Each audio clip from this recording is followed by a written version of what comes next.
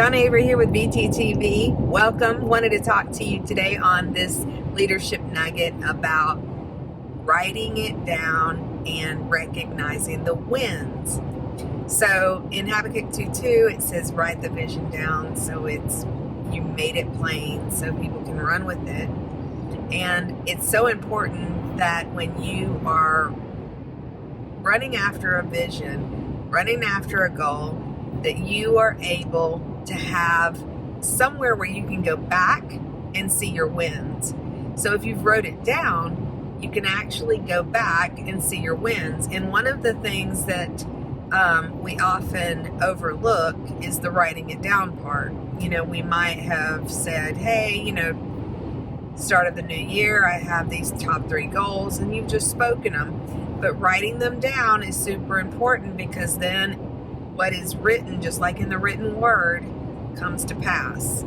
And so it's super important that you go write them down, but it's also very beneficial for you because it's going to be a great encouragement to be able to go back and look and see just how many wins you've accomplished. And remember, the wins are that you are going to keep them simple. So don't sit there and make some immeasurable goals that are going to be hard to hit the mark on. Keep them to where you can have measurable. Small wins are still wins, and they're important, so make sure that you write your goals down. You can always add the bigger ones later, but you want to build upon. And so I hope that encourages you, because you're going to be able to look back this time next year and see just how many wins you've had as you write them down every week.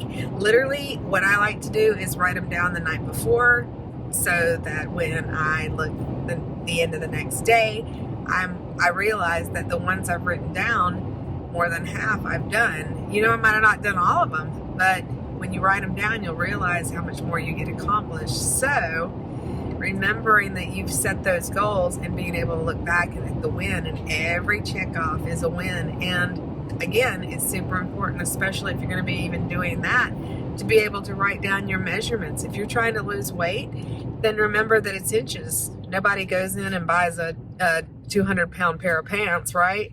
You're looking at the size by the inch. So make sure you measure yourself, not just weigh yourself, and write that next goal down. Where do I want to be? I want to lose at least 5 inches off in this amount of days.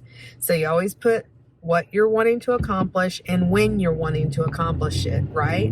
And so when you go back, you look at those measurable differences and you get to write them off, and those are your wins. We've got to be able to recognize those wins.